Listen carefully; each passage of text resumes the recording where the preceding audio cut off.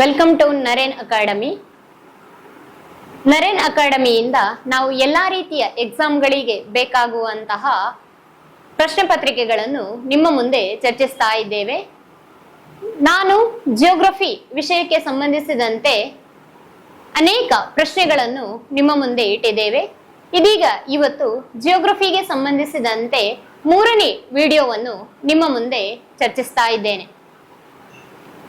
ವಿದ್ಯಾರ್ಥಿಗಳೇ, ಮೊದಲನೆಯ ಪ್ರಶ್ನೆ ನೋಡಬಹುದು. ಪಳೆಯುಳಿಕೆ ಇಂಧನಗಳ ನಂತರ ಭಾರತೀಯ ಇಂಧನ ಅಗತ್ಯಕ್ಕೆ ಕೊಡುಗೆ ನೀಡುವ ಎರಡನೇ ಪ್ರಮುಖ ಮೂಲ ಯಾವುದು ಅಂತ. ಆಯ್ಕೆಗಳನ್ನು ನೋಡುವುದಾದರೆ ನಾವು ಜಲವಿದ್ಯುತ್ ಶಕ್ತಿ, ಪವನ ಶಕ್ತಿ, ಪರಮಾಣು ಶಕ್ತಿ, ಸೌರಶಕ್ತಿ. ಇದರಲ್ಲಿ ಯಾವುದು ವಿದ್ಯಾರ್ಥಿಗಳೇ ಆನ್ಸರ್? ಇಲ್ಲಿ ಸರಿಯಾದಂತಹ ಆಯ್ಕೆ ಸೌರಶಕ್ತಿ. ನಮ್ಮ ಭಾರತ ದೇಶ ಹೇರಳವಾದ ಸೌರಶಕ್ತಿ ಸಂಪನ್ಮೂಲಗಳಿಂದ ಕೂಡ್ಕೊಂಡಿದೆ. ಅಂದ್ರೆ ನಮ್ಮ ದೇಶದಲ್ಲಿ ಹಲವಾರು ಸೌರ ವಿದ್ಯುತ್ ಸ್ಥಾವರಗಳಿವೆ. ಅದರಲ್ಲಿ ಮೊದಲನೆಯದು ಭದ್ರಾ ಸೌರ ಪ್ಲಾಂಟ್. ಇದು ರಾಜಸ್ಥಾನದಲ್ಲಿ ಇರುವಂತದ್ದು. ಇದು ವಿಶ್ವದ ಅತ್ಯಂತ ದೊಡ್ಡ ಸೌರ ಪ್ಲಾಂಟ್. ವಿದ್ಯಾರ್ಥಿಗಳೇ, ಈ ಪ್ರಶ್ನೆಗೆ ಸಂಬಂಧಿಸಿದಂತೆ ಈ ರೀತಿ ಕೂಡ ಪ್ರಶ್ನೆ ಕೇಳಬಹುದು, ವಿಶ್ವದ ಅತ್ಯಂತ ದೊಡ್ಡ ಸೌರ ಪ್ಲಾಂಟ್ ಯಾವುದು ಅಂತ. ಆವಾಗ ಭದ್ರಾ ಸೌರ ಪ್ಲಾಂಟ್ ಇದು ಎಲ್ಲಿ ಇರುವುದು ಅಂತಲೂ ಕೇಳ್ಬೋದು ವಿದ್ಯಾರ್ಥಿಗಳೇ, ರಾಜಸ್ಥಾನದಲ್ಲಿ. ಅದೇ ರೀತಿಯಾಗಿ ಭಾರತದ ಎರಡನೇ ದೊಡ್ಡ ಸೌರ ಪ್ಲಾಂಟ್ ಯಾವುದು? ಇದು ಪಾವಗಡ ಸೌರ ಪ್ಲಾಂಟ್. ಪಾವಗಡ ಸೌರ ಪ್ಲಾಂಟ್ ಎಲ್ಲಿ ಇರುವುದು ಅಂತ ಮುಂದಿನ ಪ್ರಶ್ನೆಗೆ ನಿಮಗೆ ಕೇಳಬಹುದು. ಆವಾಗ ಕರ್ನಾಟಕದಲ್ಲಿ ಇರುವಂತದ್ದು. ವಿದ್ಯಾರ್ಥಿಗಳೇ, ನಾವು ಮುಂದಿನ ಪ್ರಶ್ನೆಗೆ ಹೋಗೋಣ.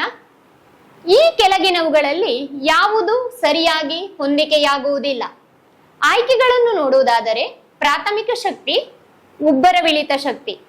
ಎರಡನೆಯದು ವಾಣಿಜ್ಯ ಇಂಧನ ತೈಲ ಮತ್ತು ಅನಿಲ. ಮೂರನೆಯದು ವಾಣಿಜ್ಯೇತರ ಪ್ರಾಣಿಗಳ ಸಗಣಿ ಶಕ್ತಿ. 4 ಅಸಾಂಪ್ರದಾಯಿಕ ಇಂಧನ ಸೌರಶಕ್ತಿ. ವಿದ್ಯಾರ್ಥಿಗಳಿಗೆ ಇದಕ್ಕೆ ಉತ್ತರವನ್ನು ನೋಡುವುದಾದರೆ ಪ್ರಾಥಮಿಕ ಶಕ್ತಿ, ಉಬ್ಬರವಿಳಿತ ಶಕ್ತಿ ಇದು ಇಲ್ಲಿ ಸರಿಯಾದ ಆಯ್ಕೆಯಾಗಿರತ್ತೆ.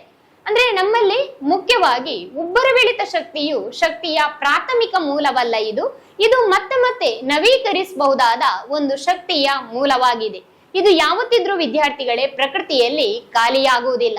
ಇಲ್ಲಿ ಮುಖ್ಯವಾಗಿ ನಾವು ಪೆಟ್ರೋಲಿಯಂ, ನೈಸರ್ಗಿಕ ಅನಿಲ, ಅದೇ ರೀತಿ ಕಲ್ಲಿದ್ದಲು ಇವುಗಳನ್ನೆಲ್ಲ ಮತ್ತೆ ಮತ್ತೆ ನವೀಕರಿಸಬಹುದಾದ ಶಕ್ತಿಯ ಮೂಲಗಳಾಗಿವೆ. ವಿದ್ಯಾರ್ಥಿಗಳೇ, ಮುಂದಿನ ಪ್ರಶ್ನೆ.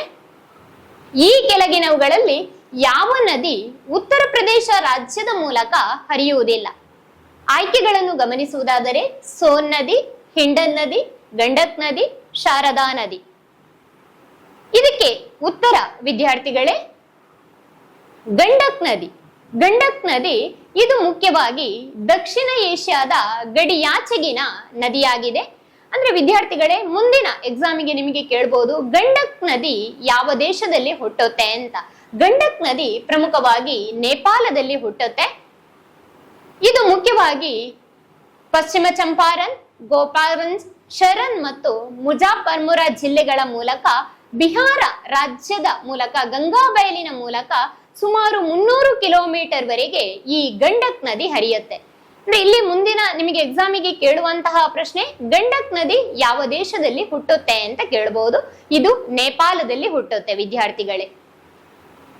ಮುಂದಿನ ಪ್ರಶ್ನೆಗೆ ನಾವು ಬರುವುದಾದರೆ ಈ ಕೆಳಗಿನವುಗಳಲ್ಲಿ ಯಾವ ಕಬ್ಬಿಣ ಮತ್ತು ಉಕ್ಕಿನ ಸ್ಥಾವರವು ನದಿಯ ಬದಿಯಲ್ಲಿಲ್ಲ? ಗಮನಿಸಿಕೊಳ್ಳಿ ವಿದ್ಯಾರ್ಥಿಗಳೇ, ಇಲ್ಲಿ ಕ್ವಶನ್ ನದಿಯ ಬದಿಯಲ್ಲಿಲ್ಲ. ಯಾವ ನದಿಯ ಬದಿಯಲ್ಲಿಲ್ಲ? ಬಿಲಾಯ್, ಬೋಕರೋ, ಜಮೈಪುರ, ಭದ್ರಾವತಿ. ಇದರಲ್ಲಿ ಯಾವ ನದಿಯ ಬದಿಗಳಲ್ಲಿ ಕಬ್ಬಿಣ ಮತ್ತು ಉಕ್ಕಿನ ಸ್ಥಾವರ ಇಲ್ಲ ಎನ್ನುವಂಥದ್ದು ಇಲ್ಲಿ ಪ್ರಶ್ನೆ. ಉತ್ತರವನ್ನು ಗಮನಿಸುವುದಾದರೆ ಬಿಲಾಯ್. ಬಿಲಾಯ್ ಕಬ್ಬಿಣ ಮತ್ತು ಉಕ್ಕು ಸ್ಥಾವರ ನದಿಯ ಬದಿಯಲ್ಲಿಲ್ಲ. ಅಲ್ಲಿ ಕೊಟ್ಟಂತಹ ಉಳಿದ ಆಯ್ಕೆಗಳೆಲ್ಲ ನದಿಯ ಬದಿಯಲ್ಲಿರುವಂತಹ ಸ್ಥಾವರಗಳಾಗಿವೆ. ಆದ್ರೆ ಈ ಬಿಲಾಯ್ ಕಬ್ಬಿಣ ಮತ್ತು ಉಕ್ಕು ಸ್ಥಾವರವು ಇದು ನದಿಯ ಬದಿಯಲ್ಲಿಲ್ಲ. ವಿದ್ಯಾರ್ಥಿಗಳೇ, ನಿಮಗೆ ಮುಂದಿನ ಎಕ್ಸಾಮಿಗೆ ಕೇಳುವಂತದ್ದು ಬಿಲಾಯ್ ಕಬ್ಬಿಣ ಮತ್ತು ಉಕ್ಕಿನ ಕಾರ್ಖಾನೆ ಯಾವ ರಾಜ್ಯದಲ್ಲಿದೆ ಅಂತ ಕೇಳಬಹುದು. ಇದು ಛತ್ತೀಸ್ಗಢ ರಾಜ್ಯದಲ್ಲಿ ಇರುವಂತದ್ದು. ಈ ಸ್ಥಾವರ ಮುಖ್ಯವಾಗಿ ಕಬ್ಬಿಣದ ಅದಿರು ಮತ್ತು ಕಲ್ಲಿದ್ದಲಿನಂತಹ ಕಚ್ಚಾ ವಸ್ತುಗಳನ್ನು ಬೇರೆ ಬೇರೆ ಪ್ರದೇಶಗಳಿಂದ ಪಡೆಯುತ್ತೆ ವಿದ್ಯಾರ್ಥಿಗಳೇ. ಸರಿ, ನಾವು ಮುಂದಿನ ಪ್ರಶ್ನೆಗೆ ಬರುವುದಾದರೆ, ತಮರಿಯಾ ಬುಡಕಟ್ಟು ಜನಾಂಗದವರು ಈ ಕೆಳಗಿನವುಗಳಲ್ಲಿ ಭಾರತದ ಯಾವ ರಾಜ್ಯದಲ್ಲಿ ಕಂಡು ಬರುತ್ತಾರೆ ಅಂತ. ಅಂದ್ರೆ ನಮ್ಮಲ್ಲಿ ಅನೇಕ ಜಾತಿಯ ಬುಡಕಟ್ಟು ಜನಾಂಗದವರು ಇದ್ದಾರೆ ವಿದ್ಯಾರ್ಥಿಗಳೇ. ಅದರಲ್ಲಿ ಇಲ್ಲಿ ಪ್ರಮುಖವಾಗಿ ಕೇಳಿರುವಂತಹ ಪ್ರಶ್ನೆ ತಮಾರಿಯಾ ಎನ್ನುವಂತಹ ಬುಡಕಟ್ಟು ಜನಾಂಗದವರು ಯಾವ ರಾಜ್ಯದಲ್ಲಿ ಕಂಡು ಬರುತ್ತಾರೆ. ಆಯ್ಕೆಗಳನ್ನು ಗಮನಿಸುವುದಾದರೆ ವಿದ್ಯಾರ್ಥಿಗಳೇ, ಪಶ್ಚಿಮ ಬಂಗಾಳ, ರಾಜಸ್ಥಾನ, ಜಾರ್ಖಂಡ್, ಮಧ್ಯಪ್ರದೇಶ. ಇದಕ್ಕೆ ಸರಿಯಾದ ಉತ್ತರವನ್ನು ನಾವು ಗಮನಿಸುವುದಾದರೆ ಜಾರ್ಖಂಡ್. ಭಾರತ ದೇಶದ ಜಾರ್ಖಂಡ್ ರಾಜ್ಯದಲ್ಲಿ ಕಂಡು ಬರುವಂತಹ ಒಂದು ಬುಡಕಟ್ಟು ಜನಾಂಗ ತಮಾರಿಯಾ. ವಿದ್ಯಾರ್ಥಿಗಳೇ, ನೀವು ಇಲ್ಲಿ ಸ್ಲೈಡ್ ಅಲ್ಲಿ ಬದಿಯಲ್ಲಿ ಈ ತಮಾರಿಯಾ ಬುಡಕಟ್ಟು ಜನಾಂಗದವರ ಒಂದು ಚಿತ್ರವನ್ನು ಕೂಡ ಗಮನಿಸಬಹುದು. ಅವರ ಒಂದು ವೇಷಭೂಷಣಗಳು ಹೇಗಿವೆ ಎಂಬುದನ್ನು ನೋಡ್ಕೊಳ್ಳಿ. ಅಂದ್ರೆ ಇವರು ಮುಖ್ಯವಾಗಿ ಪರಿಶಿಷ್ಟ ಪಂಗಡಕ್ಕೆ ಸೇರಿದವರು. ಈ ತಮಾರಿಯಾ ಬುಡಕಟ್ಟು ಜನಾಂಗದವರಿಗೆ ಅವರದ್ದೇ ಆದಂತಹ ಒಂದು ಸಂಸ್ಕೃತಿ, ಸಂಪ್ರದಾಯ, ಅದೇ ರೀತಿ ನಂಬಿಕೆಗಳು ಕೂಡ ಇವೆ. ಈ ತಮಾರಿಯಾ ಎನ್ನುವಂಥದ್ದು ಒಂದು ಪ್ರಸಿದ್ಧ ಜಾನಪದ ನೃತ್ಯ ಕೂಡ ಆಗಿದೆ ವಿದ್ಯಾರ್ಥಿಗಳೇ. ನೆಕ್ಸ್ಟ್ ಪ್ರಶ್ನೆಗೆ ಬರುವುದಾದರೆ, ಈ ಕೆಳಗಿನವುಗಳಲ್ಲಿ ಯಾವುದು ಭಾರತದ ಅತಿ ದೊಡ್ಡ ಸಿಹಿ ನೀರಿನ ಸರೋವರವಾಗಿದೆ. ಆಯ್ಕೆಗಳನ್ನು ಗಮನಿಸುವುದಾದರೆ ವಿದ್ಯಾರ್ಥಿಗಳೇ, ಕೊಲ್ಲರ್, ಒಲಾರ್, ನಲ್ ಸರೋವರ, ಸಾಂಬಾರ್. ಸರಿ ವಿದ್ಯಾರ್ಥಿಗಳೇ, ಇದಕ್ಕೆ ಆನ್ಸರ್ ನೋಡ್ತಿದ್ರೆ ಉಲಾರ್. ಉಲಾರ್ ಎನ್ನುವಂಥದ್ದು ಭಾರತದ ಅತಿ ದೊಡ್ಡ ಸಿಹಿ ನೀರಿನ ಸರೋವರವಾಗಿದೆ. ಈ ಉಲಾರ್ ಎಲ್ಲಿದೆ ಅಂತಲೂ ನಿಮಗೆ ಪ್ರಶ್ನೆಗಳನ್ನು ಕೇಳಬಹುದು. ಇದು ಮುಖ್ಯವಾಗಿ ಜಮ್ಮು ಕಾಶ್ಮೀರ ಕೇಂದ್ರಾಡಳಿತ ಪ್ರದೇಶದಲ್ಲಿರುವಂತಹ ಒಂದು ಸಿಹಿ ನೀರಿನ ಸರೋವರವಾಗಿದೆ. ಇದು ಮುಖ್ಯವಾಗಿ ಯಾವ ನದಿಯಿಂದ ಪೋಷಿಸಲ್ಪಡುತ್ತದೆ ಅಂತ ಹೇಳಿದ್ರೆ, ಇದು ಜೀಲಂ ನದಿಯಿಂದ ಪೋಷಿಸಲ್ಪಡುವಂತಹ ಒಂದು ಸಿಹಿ ನೀರಿನ ಸರೋವರವಾಗಿದೆ ವಿದ್ಯಾರ್ಥಿಗಳೇ. ಮುಂದಿನ ಪ್ರಶ್ನೆಗೆ ನಾವು ಬರುವುದಾದರೆ, ಈ ಕೆಳಗಿನವುಗಳಲ್ಲಿ ತಪತಿ ಮತ್ತು ನರ್ಮದಾ ನದಿಗಳು ಯಾವುದರಲ್ಲಿ ಕಂಡು ಬರುತ್ತೆ ಅಂತ. ಅಂದ್ರೆ ವಿದ್ಯಾರ್ಥಿಗಳಲ್ಲಿ ತಪತಿ ಮತ್ತು ನರ್ಮದಾ ನದಿಗಳು ಎಲ್ಲಿ ಹೋಗಿ ಸೇರತ್ತೆ ಎನ್ನುವಂಥದ್ದು ಇಲ್ಲಿನ ಪ್ರಶ್ನೆ. ಆಯ್ಕೆಗಳನ್ನು ನಾವು ಗಮನಿಸುವುದಾದರೆ ಬಂಗಾಳ ಕೊಲ್ಲಿ, ಅರಬ್ಬಿ ಸಮುದ್ರ, ಹಿಂದೂ ಮಹಾಸಾಗರ, ಪೆಸಿಫಿಕ್ ಮಹಾಸಾಗರ. ಅಂದ್ರೆ ವಿದ್ಯಾರ್ಥಿಗಳೇ, ಇದಕ್ಕೆ ಉತ್ತರ ಅರಬ್ಬಿ ಸಮುದ್ರ. ವಿದ್ಯಾರ್ಥಿಗಳೇ, ನಮ್ಮಲ್ಲಿ ಹೆಚ್ಚಿನ ನದಿಗಳು ಅರಬ್ಬಿ ಸಮುದ್ರವನ್ನು ಹೋಗಿ ಸೇರುತ್ತೆ. ಅದೇ ರೀತಿಯಾಗಿ ಕೆಲವು ನದಿಗಳು ಹೋಗಿ ಬಂಗಾಳ ಕೊಲ್ಲಿಯನ್ನು ಸೇರುತ್ತೆ. ಇಲ್ಲಿ ನಿಮಗೆ ಪ್ರಶ್ನೆಯಲ್ಲಿ ಕೇಳಿದಂತಹ ತಪತಿ ಮತ್ತು ನರ್ಮದಾ ನದಿಗಳು ಹೋಗಿ ಕೊನೆಗೆ ಅರಬ್ಬಿ ಸಮುದ್ರವನ್ನು ಸೇರುತ್ತೆ. ಅಂದ್ರೆ ಈ ನರ್ಮದಾ ನದಿಯು ನಮ್ಮಲ್ಲಿ ದಕ್ಷಿಣಕ್ಕೆ ಹರಿಯುತ್ತೆ, ಅದೇ ರೀತಿಯಾಗಿ ತಪತಿ ನದಿಯು ಪಶ್ಚಿಮಕ್ಕೆ ಹರಿಯುತ್ತೆ. ಕೊನೆಗೆ ಎರಡೂ ನದಿಗಳು ಹೋಗಿ ಅರಬ್ಬಿ ಸಮುದ್ರವನ್ನು ಸೇರತ್ತೆ. ಇಲ್ಲಿ ಮುಖ್ಯವಾಗಿ ನರ್ಮದಾ ನದಿಯು ಯಾವ ರಾಜ್ಯಗಳಲ್ಲಿ ಹರಿಯುತ್ತೆ ಅಂತ ಕೇಳ್ಬೋದು ಪ್ರಶ್ನೆ ನಿಮಗೆ. ಆವಾಗ ನರ್ಮದಾ ನದಿಯು ಮುಖ್ಯವಾಗಿ ಮಹಾರಾಷ್ಟ್ರ, ಗುಜರಾತ್ ಮತ್ತು ಮಧ್ಯಪ್ರದೇಶ ರಾಜ್ಯಗಳ ಮೂಲಕ ಹರಿದು ಹೋಗುತ್ತೆ. ಅದೇ ರೀತಿಯಾಗಿ ತಪತಿ ನದಿ ಇದರ ಉಗಮ ಎಲ್ಲಿದೆ ಅಂತ ಕೇಳ್ಬೋದು. ಇದರ ಉಗಮ ಮುಖ್ಯವಾಗಿ ಮಧ್ಯಪ್ರದೇಶದ ಮುಲ್ತೈನಲ್ಲಿ ಹುಟ್ಟುವಂತಹ ನದಿ ತಪತಿ ನದಿ.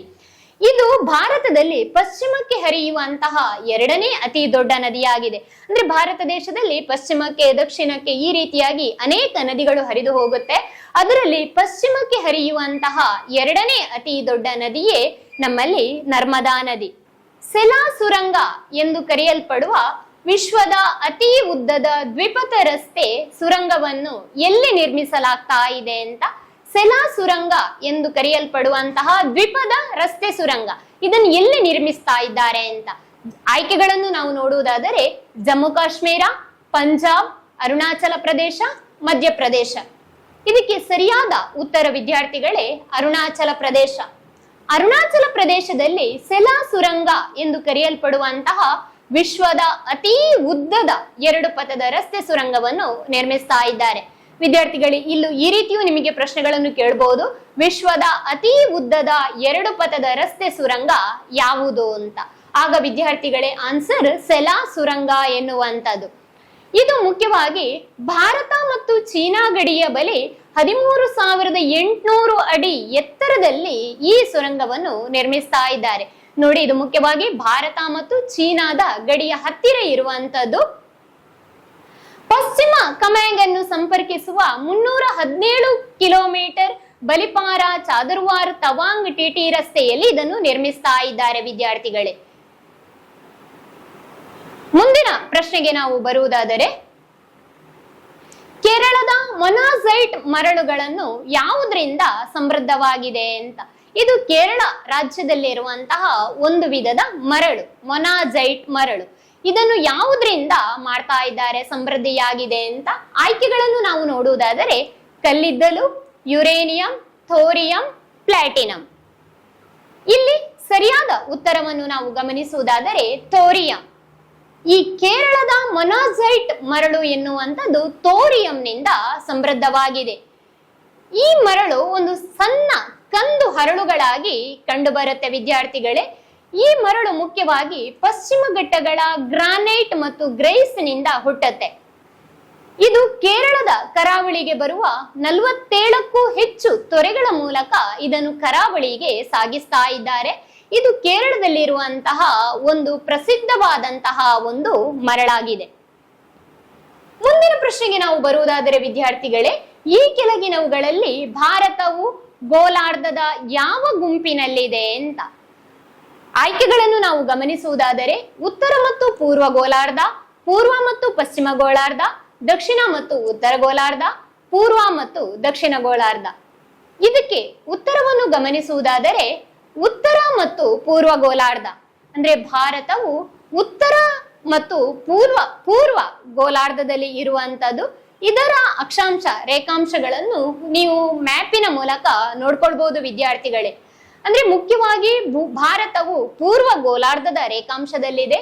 ಅದೇ ರೀತಿ ಭೂಮಿಯ ಅರ್ಧ ಭಾಗ ಪ್ರೈಮ್ ಮೆರಿಡಿಯನ್ ಅಥವಾ ಗ್ರೀನ್ವಿಚ್ ರೇಖೆಯ ಪೂರ್ವದಲ್ಲಿರುವಂತಹದ್ದು. ಇದನ್ನು ಕರೆಕ್ಟ್ ಆಗಿ ನಿಮಗೆ ಮ್ಯಾಪ್ ಅಲ್ಲಿ ಗುರುತಿಸಿಕೊಳ್ಳಿಕ್ಕೆ ಸಾಧ್ಯ ವಿದ್ಯಾರ್ಥಿಗಳೇ. ಇವತ್ತಿನ ಈ ಒಂದು ವಿಡಿಯೋದಲ್ಲಿ ನಾವು ಜಿಯೋಗ್ರಫಿಗೆ ಸಂಬಂಧಪಟ್ಟಂತೆ ನಿಮಗೆ ಮುಖ್ಯವಾಗಿ 10 ಪ್ರಶ್ನೆಗಳನ್ನು ಚರ್ಚಿಸಿದ್ದೇವೆ. ಇನ್ನು ಮುಂಬರುವ ವಿಡಿಯೋಗಳಲ್ಲಿ ಇದಕ್ಕಿಂತಲೂ ಹೆಚ್ಚು ಪ್ರಶ್ನೆಗಳನ್ನು ನಿಮ್ಮ ಮುಂದಿಡ್ತಾ ಇದ್ದೇವೆ ವಿದ್ಯಾರ್ಥಿಗಳೇ. ನರೇನ್ ಅಕಾಡೆಮಿಯ ಮೂಲಕ ನಾವು ವಿವಿಧ ಸ್ಪರ್ಧಾತ್ಮಕ ಪರೀಕ್ಷೆಗಳಿಗೆ ಬೇಕಾದಂತಹ ಎಲ್ಲ ವಿಷಯಗಳಿಗೆ ಸಂಬಂಧಪಟ್ಟಂತಹ ವಿಡಿಯೋಗಳನ್ನು ನಿಮ್ಮ ಮುಂದಿಡ್ತಾ ಇದ್ದೇವೆ ವಿದ್ಯಾರ್ಥಿಗಳೇ. ಅಂದ್ರೆ ಇಷ್ಟರವರೆಗೆ ನರೇನ್ ಅಕಾಡೆಮಿಗೆ ಭೇಟಿ ಕೊಡದ ವಿದ್ಯಾರ್ಥಿಗಳು ಗೂಗಲ್ಗೆ ಹೋಗ್ಕೊಂಡು ಅಲ್ಲಿ ನರೇನ್ ಅಕಾಡೆಮಿ ಎನ್ನುವಂತಹ ಆಪ್ ಅನ್ನು ಡೌನ್ಲೋಡ್ ಮಾಡಿಕೊಂಡು ಮನೆಯಲ್ಲೇ ಕೂತು ನಮ್ಮ ಕ್ಲಾಸ್ಗಳನ್ನು ವೀಕ್ಷಿಸಬಹುದು. ಅದೇ ರೀತಿ ನಮ್ಮ ಪರಿಸರದಲ್ಲಿರುವಂತಹ ವಿದ್ಯಾರ್ಥಿಗಳು ನಮ್ಮ ನರೇನ್ ಅಕಾಡೆಮಿಗೆ ಭೇಟಿ ಕೊಟ್ಟು ನಿಮ್ಮ ಪರೀಕ್ಷೆಗೆ ಬೇಕಾದಂತಹ ಎಲ್ಲ ವಿಧದ ಪ್ರಶ್ನೋತ್ತರಗಳನ್ನು ನಮ್ಮಲ್ಲಿ ಚರ್ಚಿಸಬಹುದು ವಿದ್ಯಾರ್ಥಿಗಳೇ. Thank you.